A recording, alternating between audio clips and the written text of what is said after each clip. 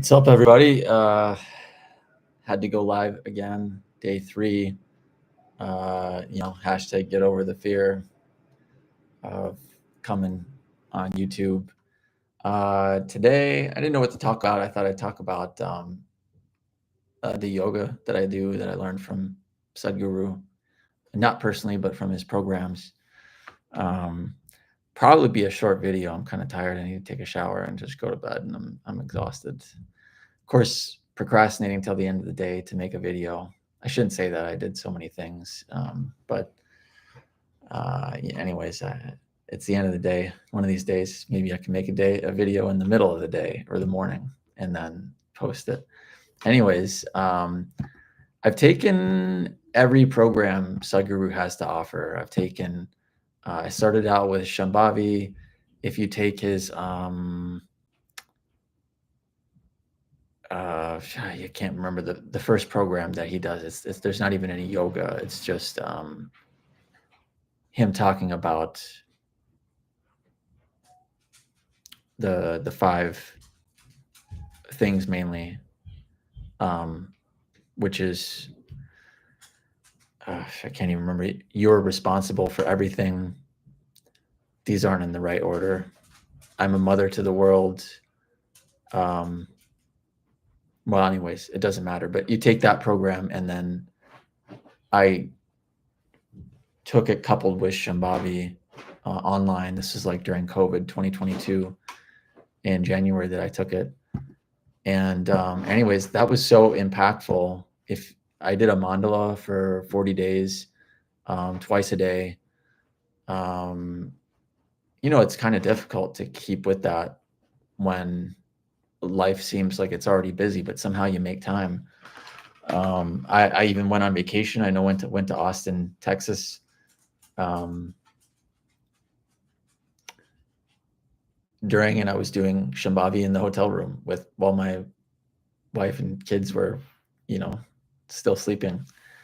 And I did it at night, and you can't eat for 4 hours when you do it. So it's easy to do it in the morning, but when you do it at night, you can't eat anything for 4 hours. And so I remember one night I was so hungry, but I wanted to keep doing it, stick with it. And then we went out and got like fast food. I think it's fast food. I don't know. It's not like a chain, but I don't know, burgers and fries. Right after I did Shambhavi, or I might have got it before and then I did it and then ate after. I can't remember, but yeah, I mean, fast forward now a few years, I haven't been doing it every day. In fact, I think, there was like a year where I just didn't do any yoga at all. It depends on the time and everything. But I took Surya Kriya after that, which is like aligning your energies with the sun. I'm sure it's a whole lot more than that. I did a mandala of that, which is again 40 days, twice a day. You can't eat anything. Pretty much all the practices, you can't eat anything for 4 hours before you do the yoga. But it's good practice to get your body into not eating regularly. It can be difficult when you're not doing it, but when you get used to it, it's not a big deal. In fact, I got into fasting after that, or during the last year or two, where I fasted for like a week. I've done a honey fast. Honey fast, Sadhguru talks about honey fasts and how, I've talked about it in a short that I did, but I think it's easier to do than a water fast. And he says it's better for you.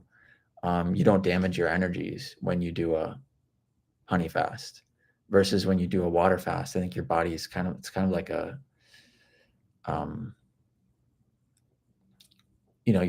your body just one day just stops eating for a week or 3 days, however long the honey fast is. Your body's not used to that.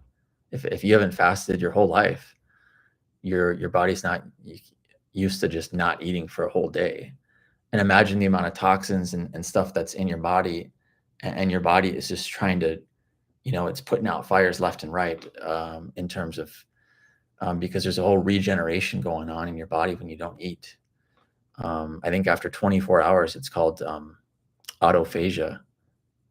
autophagy, whatever the first word, if that was, anyways, autophagy. So when your body goes into autophagy after 24 hours, that's like your body's like repair process, and it really only does it after 24 hours. So for most of us, we've, at least speaking for myself, I don't think I've ever done a 24-hour fast where I just didn't eat for 24 hours until I got into yoga and some of these other practices. Not that I couldn't, I didn't live that lifestyle. So yeah, maybe I won't talk about every practice, but he's got yogasanas, which aligns with the moon. So you've got, he talks about yoga. First of all, it means union. Hatha or hatha, ha means sun, ta means moon. It's basically, bringing those energies kind of in alignment, the sun and the moon. And yeah, when I do yoga, I don't feel as hungry. So a lot of what it does is really it takes down the compulsions for, um, when you're being compulsive, like let's just say food, for instance, you're in the kitchen, there's a bag of chips right there. You're not really hungry, but you're like, I'm gonna just have a few chips or something. Um, or let me run out and get some fast food. Maybe you're on a diet and you're fasting, right? And you just get super hungry and you're like, screw it. I'm gonna go get fast food, or I'm just gonna eat these cookies or whatever. It really lowers your compulsions. Now it's not gonna do it after a day or two of yoga. This is after like a month or two of consistently doing yoga, not missing a day. If you can do that, you can, yeah, just limit your compulsion. So, I don't smoke, so I don't know how that is, but you might want to quit smoking. If you're drinking, you might want to quit drinking. One thing I'll say, my body was really stiff when I first started doing yoga, like extremely like a board. And when you start twisting and turning your body, it doesn't feel good. Even getting in some of the postures, like, it hurts, and it's like it feels weird, uncomfortable.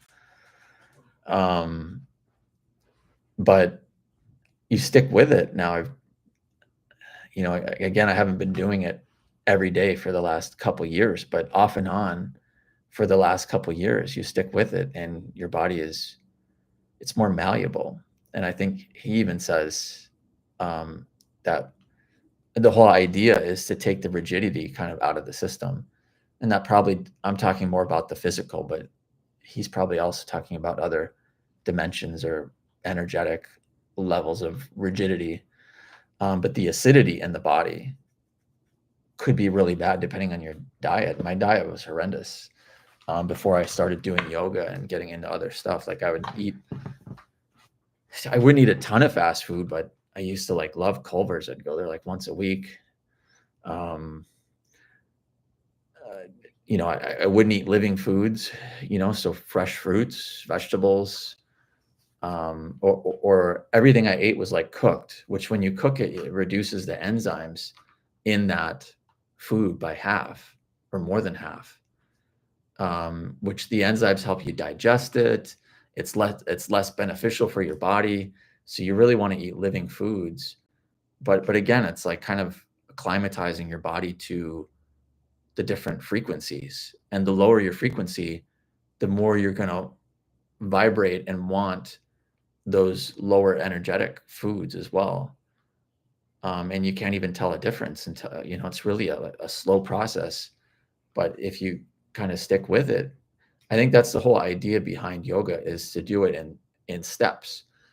Not the yoga, but if you keep doing it daily, your body kind of slowly just steps up each day, and it gets higher and higher, and eventually a couple years later, you're like, holy crap, how the hell did I used to live like this, and now I used to live like that, now I live like this. So yeah, I mean, from my path, I guess I chose one of the worst paths, I think, for this lifetime, just in terms of like, I don't know, the worst stuff kind of happened to me or whatever, but it was so that these things happened to me so that I could learn how to get through them. And then once I learned how to get through them, I can teach other people how to get through them as well. Um, and so, I chose one of the harder paths. It sucks. It's been an uphill battle, especially the last year or so. But yeah, so other people might not have chose such a hard path, and they just need a little bit of correction to get where they need to go. But I would say yoga is beneficial for everybody. A huge benefit that I can't understate is just kind of whipping the body into shape, because the body needs so many things. Like when I was so stiff to try to sit and meditate, and maybe this would itch, and I'd be thinking about that, and it's just all these kind of different distractions. I got to shift my body, and yoga will help you. Once you've kind of trained or tuned your body to a certain way, you can meditate more easily. I mean, yoga itself is a form of meditation, but yeah, I just can't understate the value of kind of just tuning up the body and making it its most um, uh, beneficial. Like I, the work that I've been able to do, I used to do in 8 hours. I can do the same amount of work now in 2 hours. Um, it can make you more, your hand-eye coordination better. Um,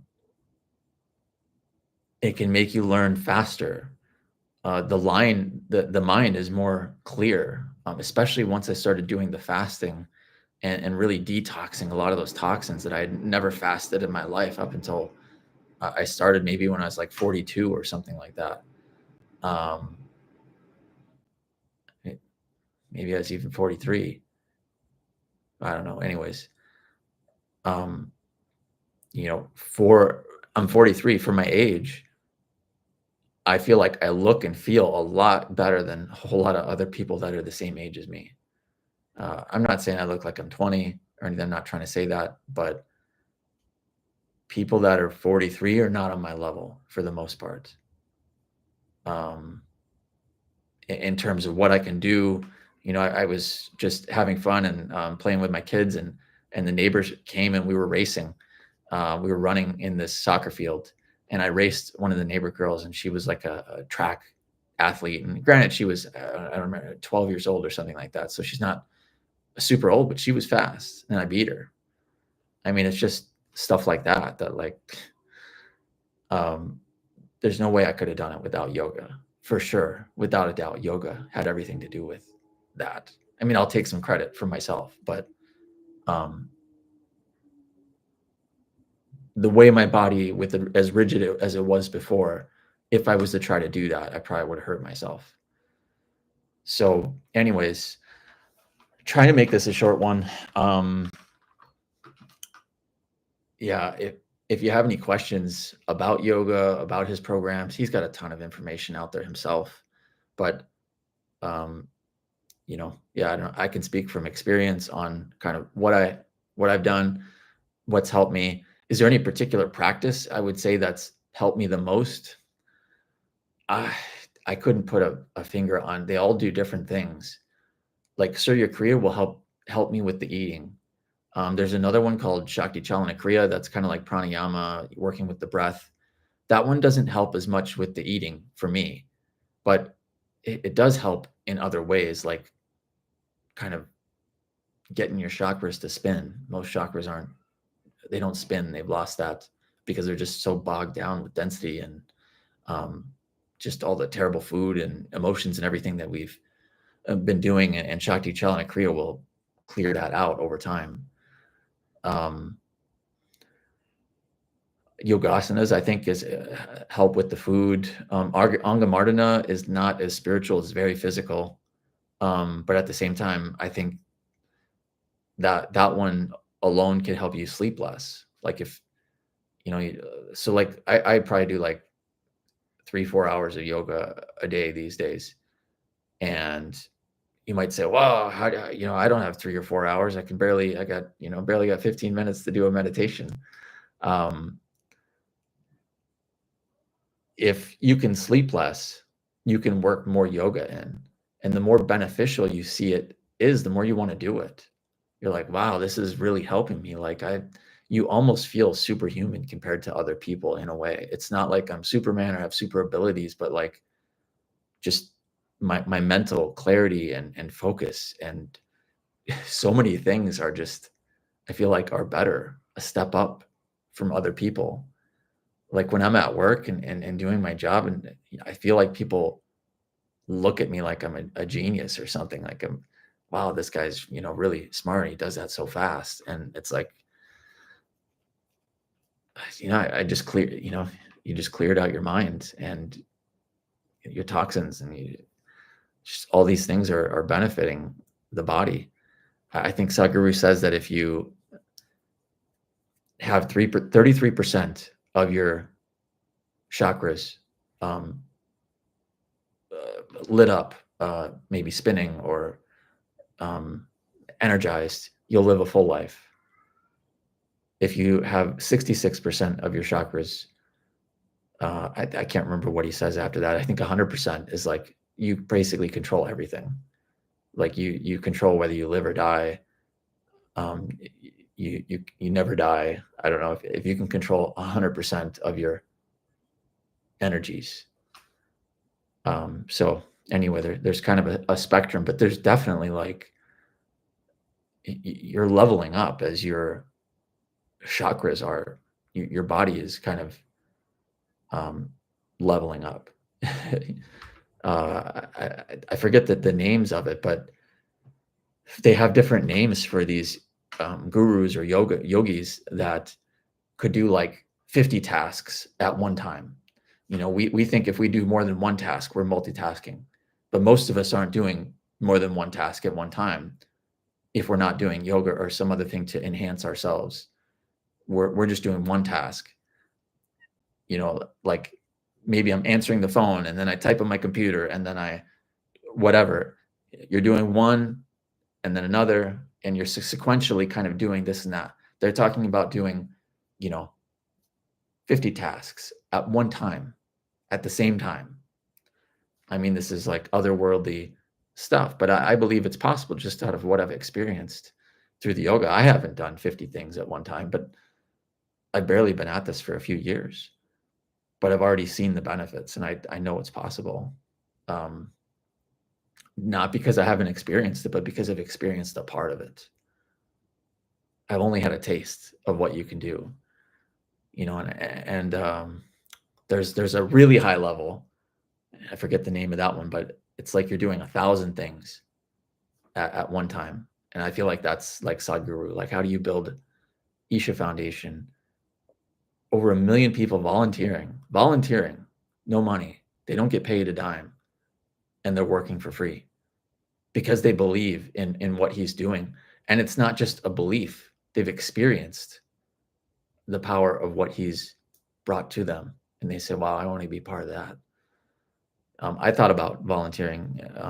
I have volunteered, but I mean, living at the ashram, volunteering, I have a family. I can't, we unfortunately got bills to pay and those kind of things. It's just not maybe the right place for me right now. But anyways, just wrapping things up. If you found this insightful, if you liked it, please like the video. Please subscribe to my channel if you like what I have to say. I know I've barely started this journey, but I'm trying to come on here every day. Please leave in the comments. Let me know if you liked what I talk about. What would you like to have me talk about next? Or are there any particular topics that you want me to talk about? Can I help you? Can I answer any questions? I'm not saying I can answer everything, but Yeah, leave a comment. I'd love to know what you're thinking of the channel and what I'm talking about, if you like what I'm talking about. See you guys later.